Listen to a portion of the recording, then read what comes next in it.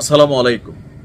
একটা ক্রান্তিকাল সম্ভবত সামনে আবারও আসতে যাচ্ছে। স্বার্থের বাহিরে গেলেই আরেকটা চরিত্র প্রকাশিত হয়ে যাচ্ছে রাজনৈতিক দলগুলোর বা তাদের যারা নেতারা আছেন তাদের। এখন এই যে হঠাৎ করে বিএনপিকে টার্গেট করে নাসিরউদ্দিন পাটোয়ারির দেওয়া বক্তব্য যে জনাব তারেক রহমানকে বিদেশে অনলাইনে পড়ে থাকতে হবে যদি ইতিহাস থেকে শিক্ষা না নেয়। অপরদিকে হাসনাত আব্দুল্লাহ, নাসিরউদ্দিন পাটোয়ারি সহ আর অনেকেই বলছেন যে লন্ডনে গিয়া সিজদা দিয়া ডক্টর ইউনূস নির্বাচনের ওহি আনছেন। অপরদিকে সেনাপ্রধানকে নিয়েও বিভিন্ন সময় বিভিন্ন বক্তব্য তারা দিচ্ছেন। এখন এই যে পরিস্থিতি, আসলে এই পরিস্থিতি থেকে উত্তরণের পথ কি? উত্তরণের পথ আপনারা খুঁজতে থাকেন। অপরদিকে সেনাবাহিনীর যিনি প্রধান আছেন জেনারেল ওয়াকুজ্জামান, অকুত ভয় একজন মানুষ কিন্তু, এবং যে পদটা তিনি হোল্ড করেন এটা অনেক ওজনধারী একটা পদ। আজকে তিনি বলছেন বাংলাদেশে সবার অধিকার সমান। এই কথাটা সার্বজনীন।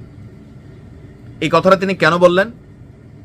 এই দেশে ধর্ম বা বর্ণের কোনো ভেদাভেদ থাকবে না, আমরা সবাই সম্প্রীতি সৌহার্দ্য বজায় রেখে চলছি, ভবিষ্যতেও চলবো।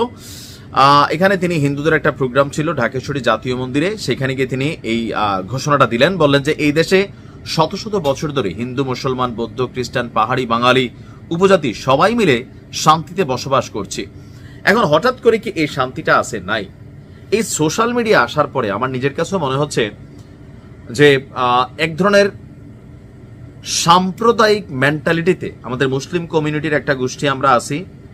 আবার মানে যারা এই দেশে হিন্দুরা থাকবে না, হিন্দুদেরকে পছন্দ করা হচ্ছে না, হিন্দুদের কোনো ইস্যু পাইলে মালাউন বলে গালি দিচ্ছি, সংখ্যালঘু বলে গুতা মারতেছি, মানে একটা শ্রেণী কিন্তু আমাদের মুসলিম কমিউনিটির মধ্যে আছে, তথাকথিত মুসলিম। আবার হিন্দুদের মধ্যে একটা গ্রুপ আছে সাম্প্রতিক সময়ে ভারত প্রীতি অনেক বাইরে গেছে, ভারত তাদেরকে বাঁচাইতে আসবে, ভারত যা বলতেছে তাই হওয়া উচিত, বাংলাদেশে ভারতের আধিপত্য থাকা উচিত। এই যে জিনিসগুলো সামাজিক সম্প্রীতির মধ্যে ফাটল ধরিয়েছে। আমার ছোটবেলা, আপনার ছোটবেলা, আপনার শৈশব কখনো দেখছেন যে আমাদের হিন্দু মুসলিমগত জাতিগত সাম্প্রদায়িক কোন রকম সংঘাত হইতে? আমার জীবনে আমি দেখি নাই। বয়সটা কম হয় না, 40 চলে। আপনি দেখছেন কিনা?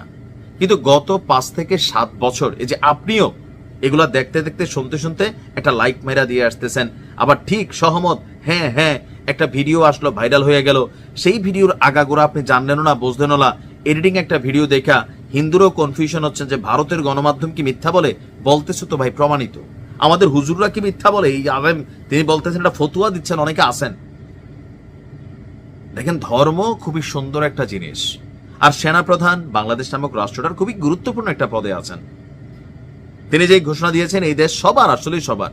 আমাদের মধ্য থেকে এই সোশ্যাল মিডিয়া ইফেক্টের কিছু নেগেটিভিটি আছে, এগুলা ঝাইরা ফেলতে হবে। হুট করে শুনলেন অমুক একটা কথা বলছে, পুট করে শুনলেন ওই হিন্দু সে আল্লাহ নিয়ে একটা গালি দিছে, রাসূল নিয়ে দিছে, আপনি তার বিরুদ্ধে আইনি ব্যবস্থা নিতে পারেন। মুসলমানদের মধ্যে বলতেছে না, মুসলিম ব্লগার আছে না, এরা নাস্তিক হয়ে গেছে না? তো এখন বিষয়গুলো হচ্ছে কি, একটা হুবের মধ্যে ফু মাইরা যে কোনো পরিস্থিতি ঘোলাটে করা যায়।